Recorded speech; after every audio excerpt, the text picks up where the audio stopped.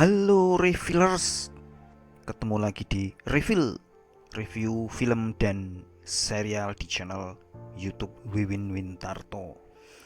Kembali kita akan menambah atau merefill wawasan pengetahuan kita tentang dunia sinema, dan kali ini masih ngomongin soal serial dan masih produksi dalam negeri, yaitu kita akan membicarakan soal serial web berjudul Yang Hilang Dalam Cinta, produksi Starvision Plus, yang tayang streaming di Disney Plus Hotstar.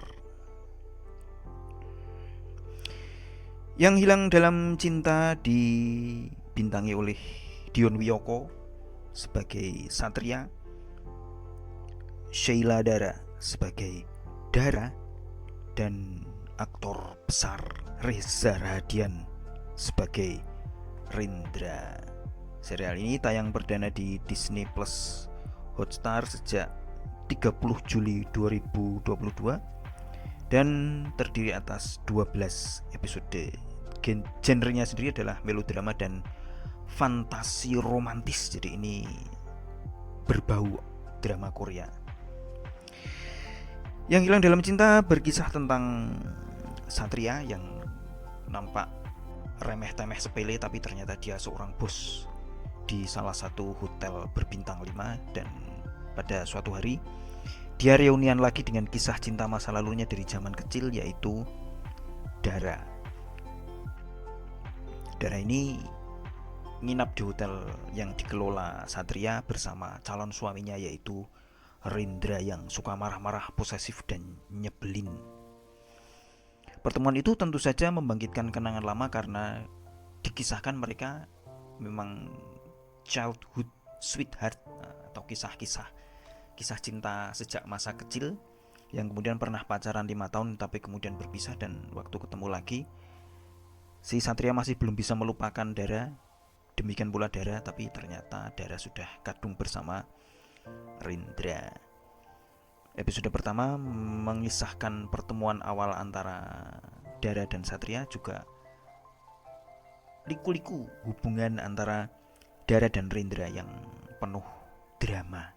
Dan kemudian episode pertama ditutup dengan cliffhanger ketika mendadak Dara hilang dari kamar hotel.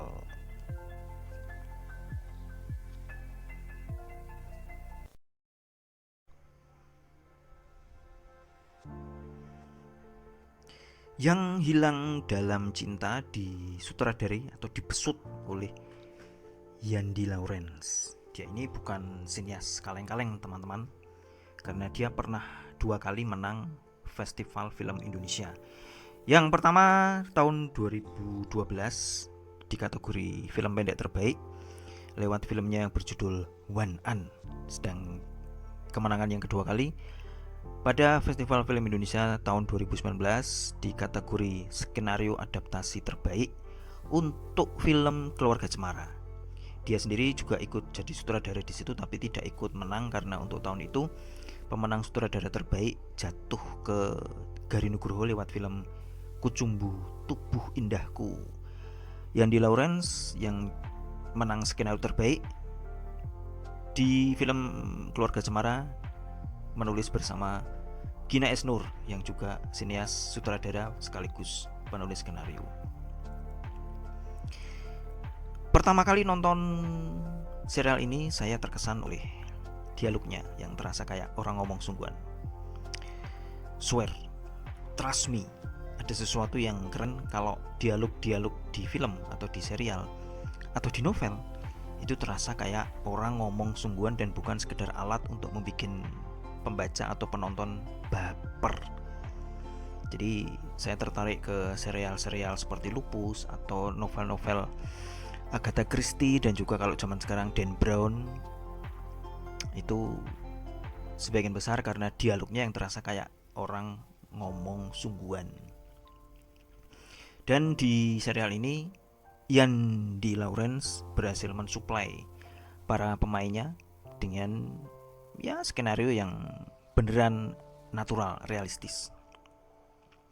Selain itu, olah kreatif Yandi juga menghadirkan satu hal yang sangat baru dan fresh, di dunia sinema Indonesia, yaitu scene di tempat apa coba? Tempat penampungan anjing telantar, dimana di situ si Satria yang diperankan oleh Dion Wiyoko menjadi semacam kayak mungkin kayak disebut relawan ya. Ini sesuatu yang ini nggak penting bagi cerita. Nggak tahu apakah di episode lanjutannya unsur ini masuk ke dalam plot, tapi adanya kehadiran satu hal kecil ini membuat tontonannya terasa segar karena ada selingan gitu loh. Biasanya tempat-tempat yang umum kan kafe, mall, restoran, rumah istana, rumah mewah. Nah ini ada tempat penampungan anjing telantar. Ini sesuatu yang bagi saya sangat surprise, yang sangat positif.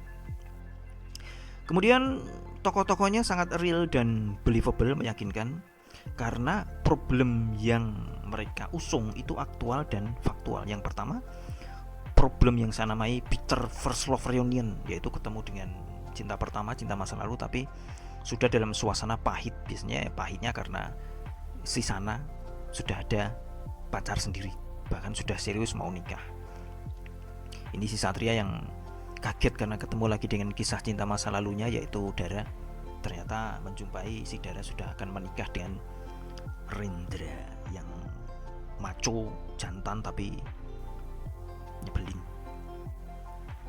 Selain itu ada satu problem lagi yang sangat faktual dan aktual untuk situasi kehidupan masa kini, yaitu toxic relationship, dimana orang-orang terutama para cewek itu sangat susah untuk keluar dari toxic relationship meskipun mereka menderita luka baik secara fisik maupun secara mental emosi, dan itu direpresentasikan oleh tokoh si Dara yang dia sudah tahu situasinya kayak gitu tapi kok ya masih mau gitu loh. Kita yang nonton, kita yang dicurhati itu paling cuman bisa menasihati, mbok sudah diakhiri saja, tapi dari pihak si Dara biasanya situasinya tidak semudah itu.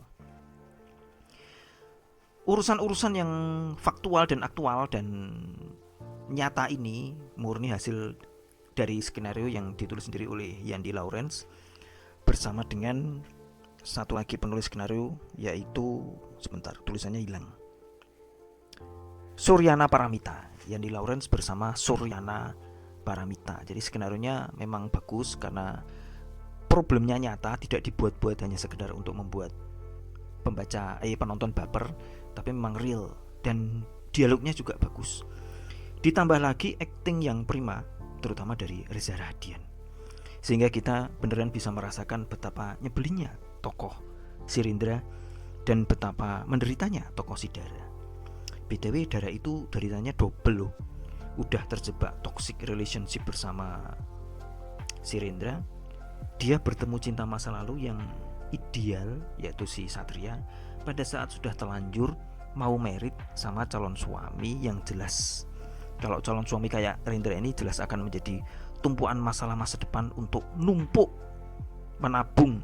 1. Trigliserid, 2. Kolesterol, 3. Asam urat, 4. Hipertensi, dan paling gawat psikosomatis gara-gara depresi berat. Selain itu untuk sebuah momen yang langka ada nama lengkap untuk tokoh-tokoh, setidaknya tokoh utama, 3 tokoh utama di situ, yaitu Satya Wiguna yang diperankan oleh Dion Wiyoko, Dara Santini diperankan oleh Sheila Dara, dan Rendra Pratama yang diperankan oleh Reza Rahadian. Ini sesuatu yang kecil kayak adegan di shelter anjing telantar itu tadi, sesuatu yang kecil tapi bagi saya ini sangat harus diapresiasi, menunjukkan keseriusan penulisannya gitu loh. Nama sih dipikir, apalagi ceritanya. Dan di sini ya kita sudah tahu kualitas Yandi Lawrence di sini. Alhamdulillah, syukurilah tidak ada tokoh cowok dingin. Dengan angle dan pencahayaan yang enak dilihat, hasil kreasi itu tadi Yandi Lawrence sang sutradara.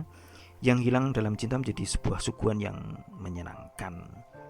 Apalagi ketika kemudian Dara ngilang misterius di ending episode pertama. Kemana Dara? Apakah dia menghilang? Apakah dia melarikan diri? Kita akan tahu lanjutannya dalam episode yang kedua. Dan itu membuat saya sangat excited untuk mencari tahu kelanjutan serial ini, sehingga kemungkinan saya meneruskan untuk melanjutkan nonton Yang Hilang Dalam Cinta adalah besar 70%, yaitu tinggi banget, meskipun tidak mesti saya tonton binge watching saat ini juga.